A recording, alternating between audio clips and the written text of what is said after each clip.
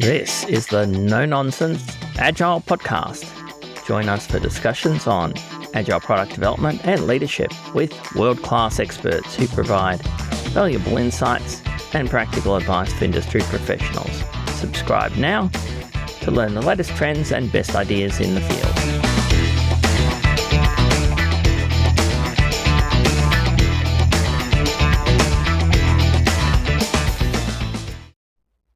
In this episode, we talk to Jurgen Appelo about the crisis in the agile community. We explore how the agile job market has changed with diminishing roles for agile coaches and scrum masters.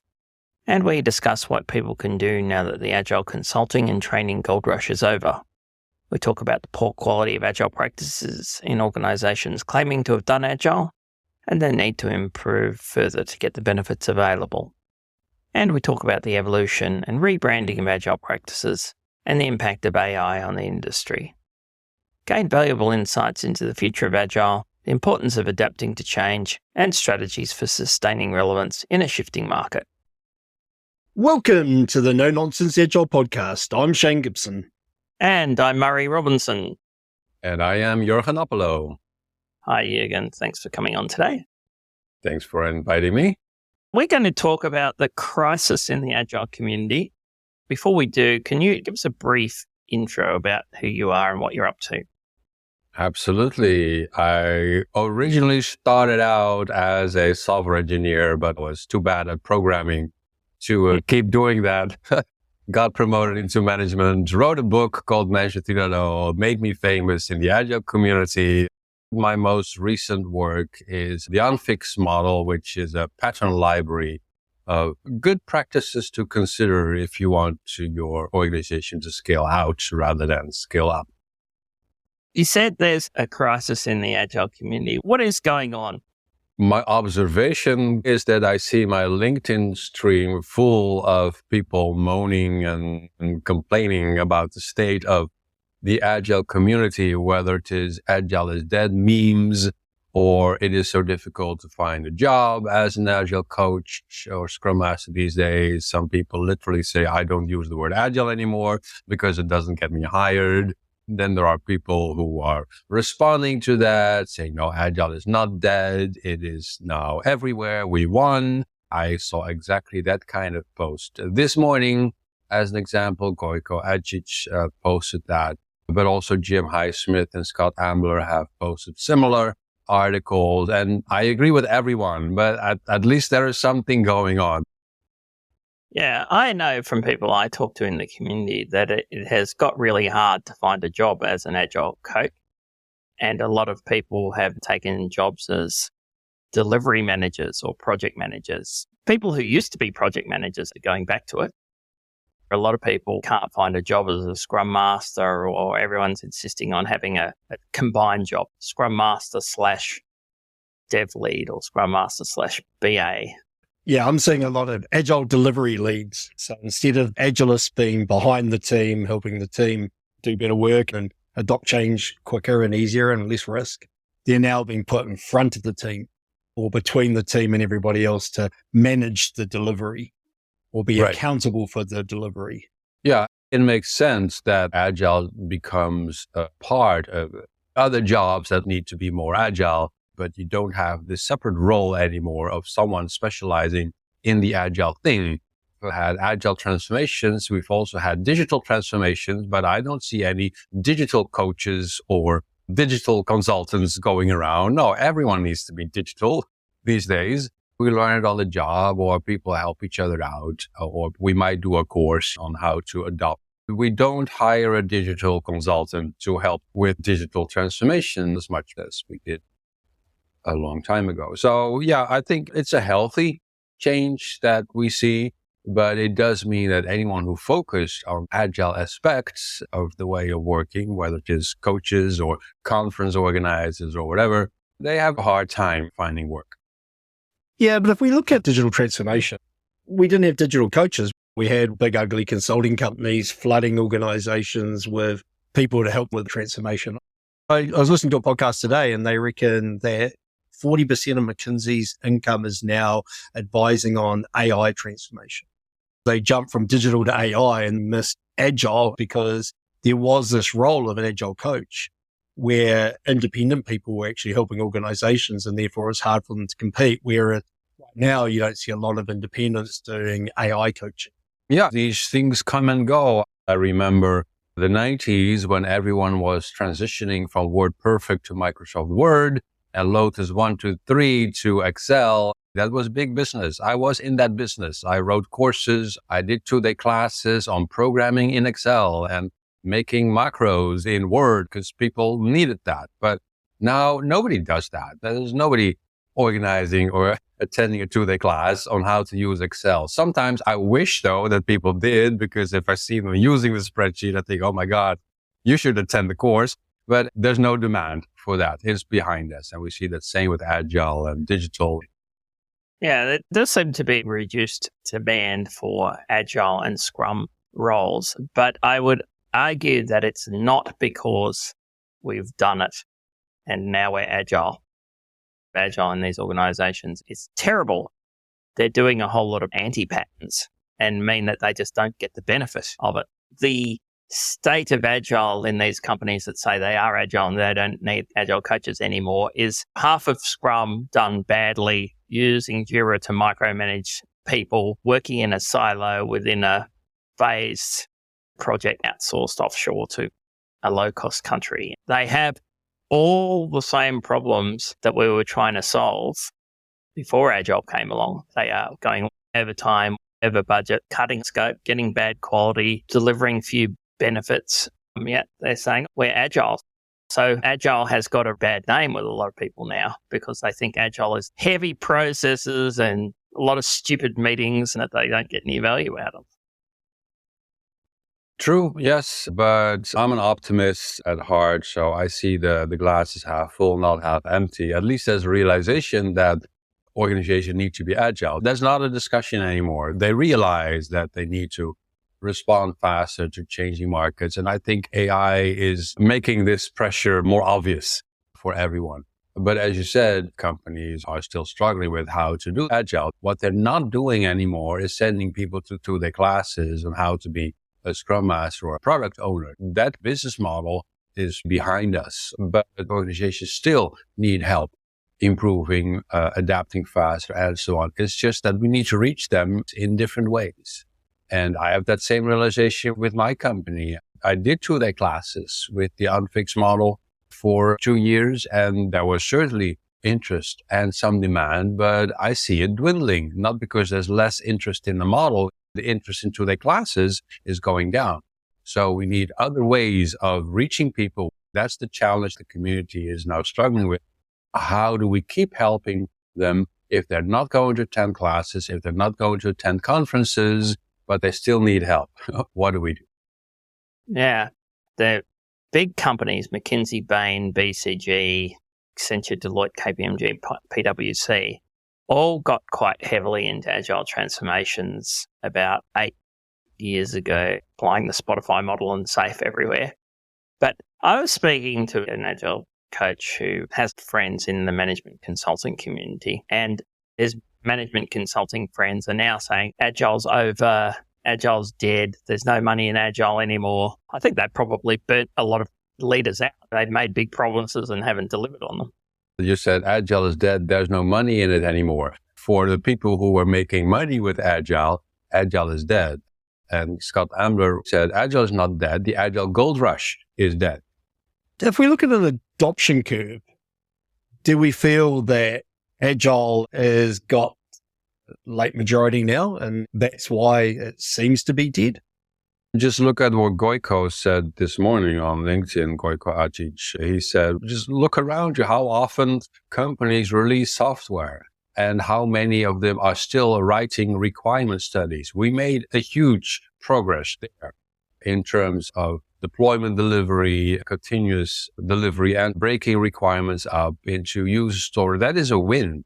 So don't see that as we have failed. Everyone is basically doing that. They do it badly, most of them. But at least most are not doing that silly old stuff anymore. Now we have to help them with doing the right thing instead of doing it badly. So there's still plenty of work. But in terms of the adoption curve, Yeah, I'd say we are now with the late majority in terms of agile adoption. It's obvious that you need to be agile. It's just many suck at it. Yeah. So where are we on the Gartner hype cycle? Seems like we're in the trough of despair at the moment. What do you think, Jurgen? We're in the trough of despair, for sure. People going around disillusioned about what agile has achieved for them. It has a bad name in part of the world. So that's disillusionment. And then the cycle says that it will go up again because it will be part of the new normal. We have tempered our expectations of what agile can do for us in the short term. Now we have to find our way back up, make it part of everything we do in a way that everyone understands. And that is perhaps even a lot more work. I've spent a lot more time in the product domain over the last couple of years. And what's interesting is when I see a high performing product team, I see agility. Lots of change quickly, low risk, lots of experimentation, lots of change of practices when it's not working. But I never hear the word agile. In fact, a lot of the people in the product domain slag agile off. And I sit there thinking, but actually you're showing high levels of agility. I think some of the certifications are definitely dead. Big methodology hopefully is dead.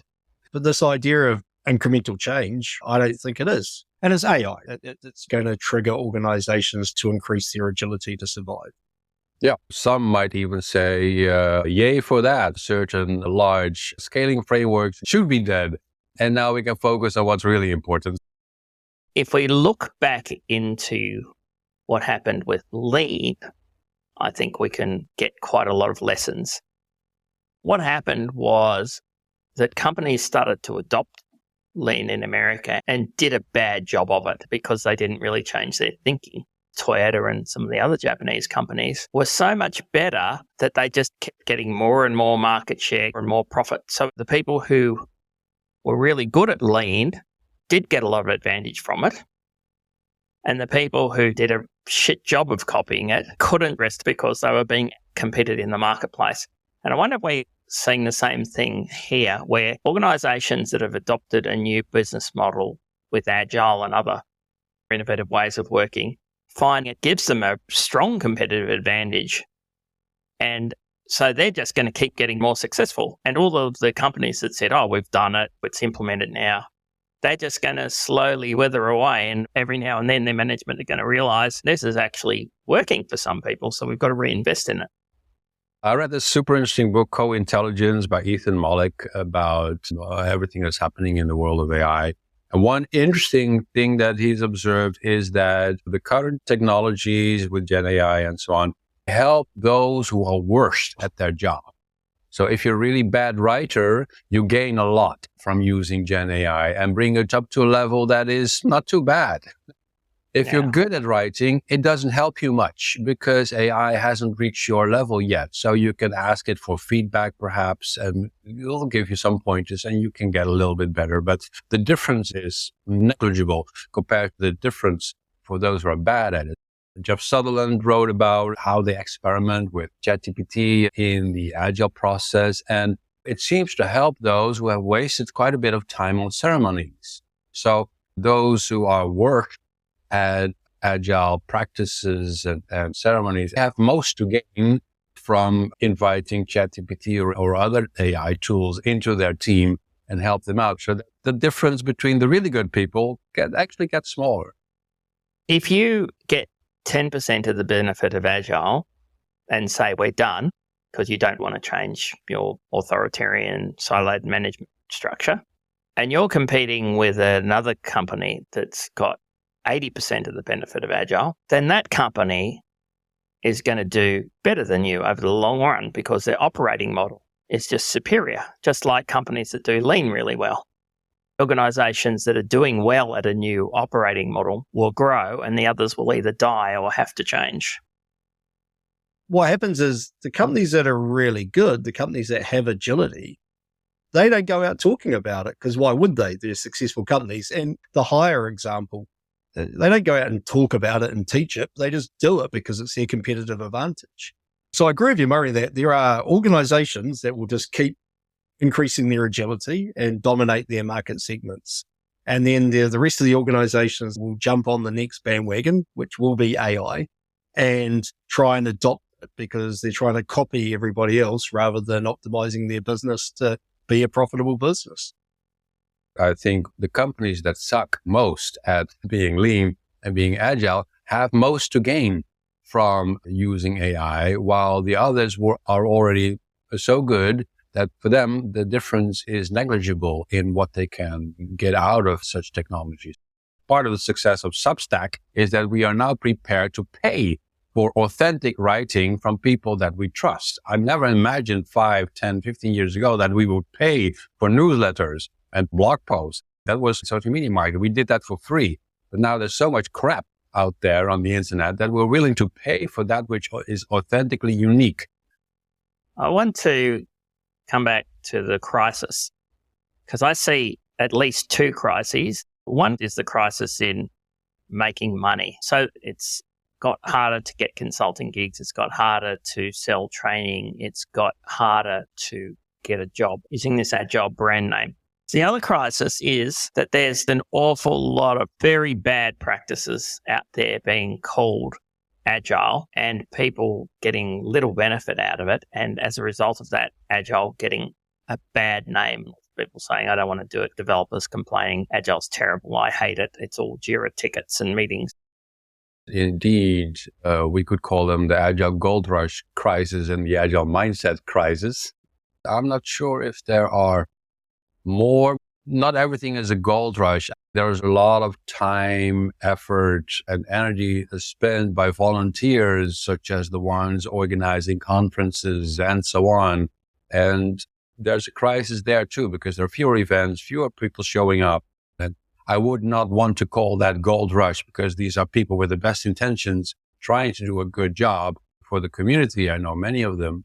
And they're in a crisis as well. So maybe that's a third one, which is intimately related to the other two. I feel it myself that there's less demand for 2-day workshops. But fine, never waste a good crisis. I move on and I offer other things that will hopefully be successful. That's a good thing. Let's practice what we preach and adapt to changing environments. We've been telling people that for 20 years. Now we have to do that ourselves. Nothing wrong with that. But the agile mindset issue will continue. People will always suck at what they do. Just look at people running marathons. Most of them suck at running marathons, but they do it because they want to participate and a few learn how to do it well. But if we look at people running marathons now versus 50 years ago, then everyone is doing it better. It's all going up, but you will always see that exponential curve of 10% doing well, 90% is crap. Sturgeon's law, 90% of everything is crap. And this always applies to everything, whether it's writing, running, doing agile, whatever. It's a universal law. I've just gone on Google Trends and agile has been consistent from 2016 onwards, and it hasn't actually dropped. So the term is still very popular in terms of searching. I think that there's some rebranding going on of agile. This is possibly a way out of the trap. I see Marty Kagan's product model as just being modern agile. The agile has been really talking about the last 10 years. And people seem to have got enthusiastic about that. And it just seems to be another name for good agile, focused more on product. I agree. I heard it last week that agile is becoming product management. It's just a rebranding, but same ideas, modernized and improved. I don't care about that. I'm not married to the agile term. I hope it survives, but if it doesn't, fine with me. I'm not sure what that means in terms of how the brand is perceived. But indeed, at some point, we might see it give way to something else that becomes more popular. I don't know what it is. Could be product management. What's the answer for those of us who spend a lot of time and effort learning about all this agile stuff and still think it's really good? What should we be doing? We need to figure out how to reach people. I heard very often in agile communities the comment, where are the managers? The managers are not here. We should get more managers to these conferences. The managers aren't coming to these events. If you want to teach them something, you have to go where they already are. and bring the agile mindset to them rather than asking them to come to a conference where people wear sandals and spend their time hugging trees. I love my friends, but the managers and leaders who really need it will not come. It's the same with the classes that I have organized. I got a lot of fans and enthusiasts, but the ones who really needed it were not at my workshop. So I should reinvent myself and my approach to getting the message to the people who need it in the first place.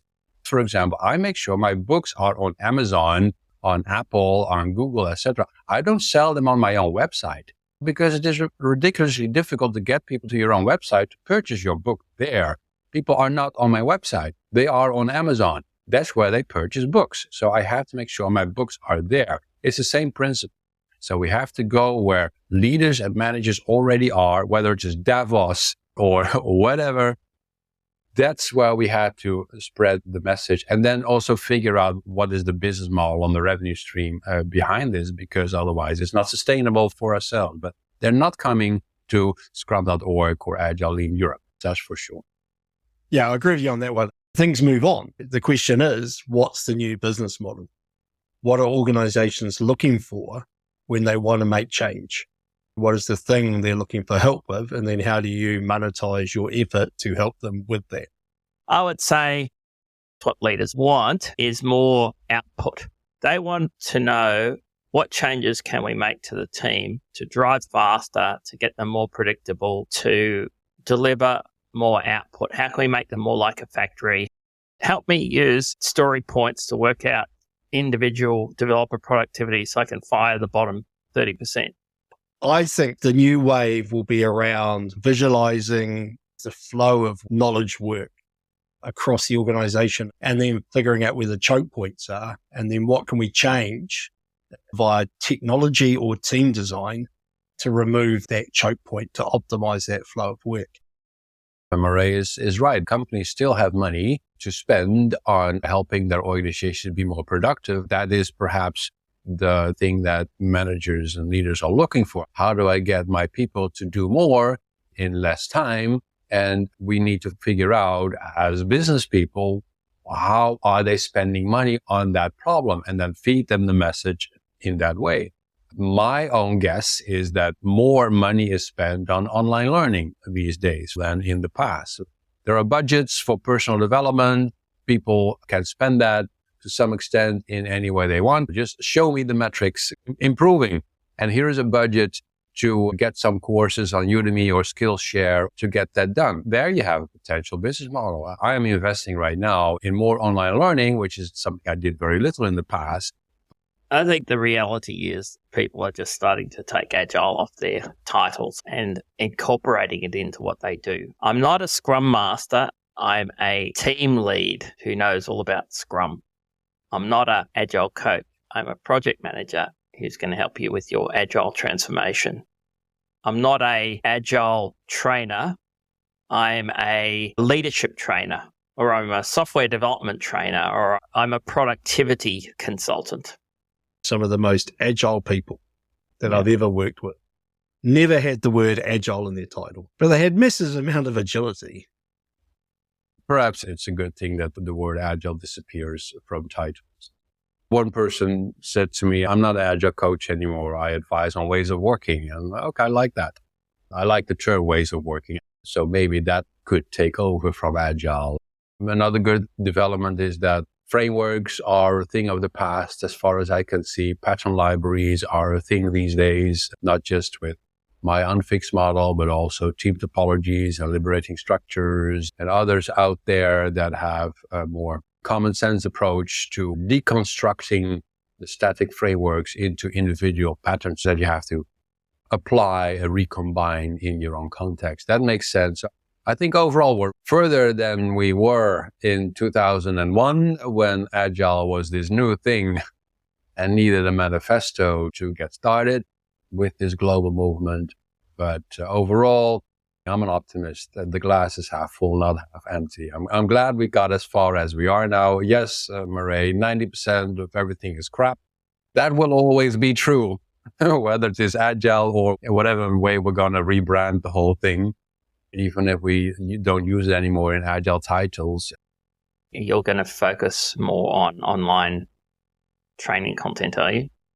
Yeah, we did quite a few experiments as the Unfixed company. We did 2-day classes. We did a bit of coaching, consultancy, ignition programs, online learning, various other things. And the e-learning stuff is going well compared to the others. So we're going to double down on online learning. And then the question is, how do we do that? I want stuff to be available on Udemy because that's where people look for career advancing courses that cost only $10, but help them out with their next job interview. But then if they want the really advanced stuff, they will have to come to our website to get the full courses. I think we're going to do more of that and leave the 2-day classes behind. I still have a few schedules in the next couple of months, but that is more of an experiment to see how other topics would be doing, if that would sell better. But overall, I think we're going to schedule far fewer of those than I did in the past. And I'm having fun learning how to edit videos, record videos, write scripts, use special effects, and so on. A whole new box of talents is being developed. We all need to be continuous learners, and I actually look forward to that new part of my professional life. You could perhaps pivot out of Unfix and say, that's good, but it's not as popular as it used to be. So now I'm going to come up with some different model or knowledge domain. Like we're going to see Jurgen Appelo's AI patterns. Yeah, I was on a 2-month trip in the Caribbean this summer, and I can tell you, Marie, that really enables you to look at yourself from a distance. When you're floating in the water, snorkeling among the fish, and then you think, what the hell am I doing on this planet? Nobody here cares one bit about what I am doing with the Unfixed model. It is not on their minds. It will never be on their minds. But they do have concerns, which is better jobs, better management of their teams. I think that is a thing that I will still be working on for the next 15 years, helping people do better work, better ways of working, whether we call it agile or Unfix or whatever brands we currently have. I have focused on organization design the last 2 years because I thought that was done badly by the frameworks out there. I thought I could make a difference there with the crew types patterns and a few others. But that is too narrow. There's nobody in the wider world out there interested in coming to the Unfixed company for patterns for organizational structure. That's a very niche topic. So I have to extend that and come back to management and leadership and organizational change and so on. That is a thing that will always be important.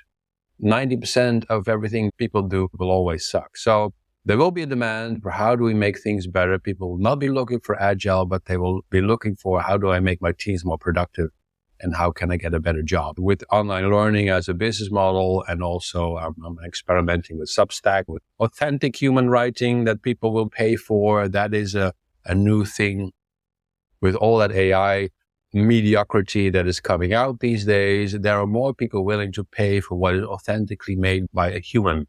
So there are opportunities to make money where we couldn't in the past. So I'm not sure which direction everything goes, Murray, but I am definitely changing direction. But the domain will still be management and leadership as I have been working on for the last years.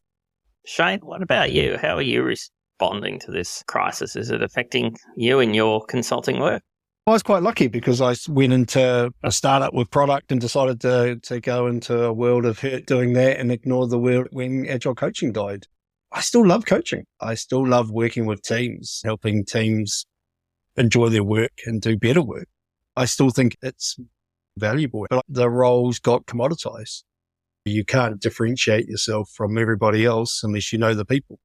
I'm not convinced online learning is the answer.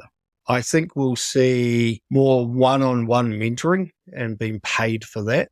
You can't scale that work, but then those people won't pay $600 an hour. Will they pay $200? Don't know. Interesting question. We're going through a step change. Ask me in 5 years what the answer was and I'll tell you.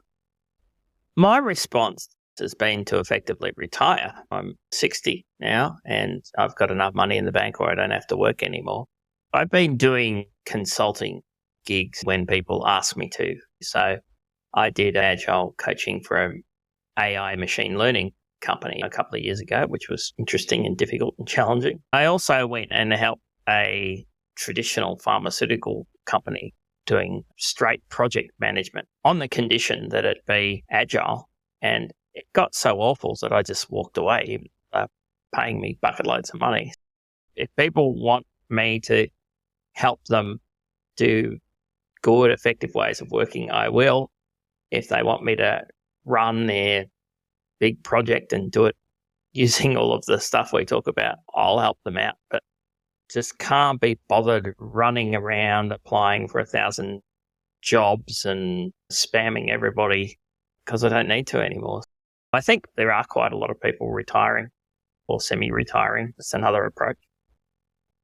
It's definitely an approach if you can afford it, Murray, but there are quite a few people out there who can't.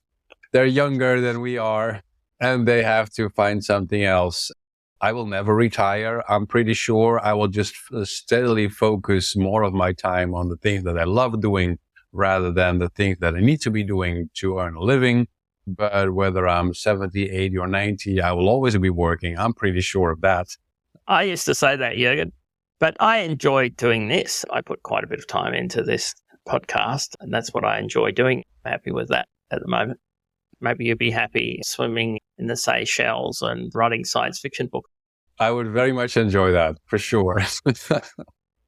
All right. Shane, do we want to summarize this conversation? So I've got some takeaways. Agile is dead, long live agility. Embrace your wow. Embrace your authenticity because that's what makes you different from the machine. And AI will be the next step change for society. Change with it and change fast because that's what agility is all about. So that's me. Murray, what about you?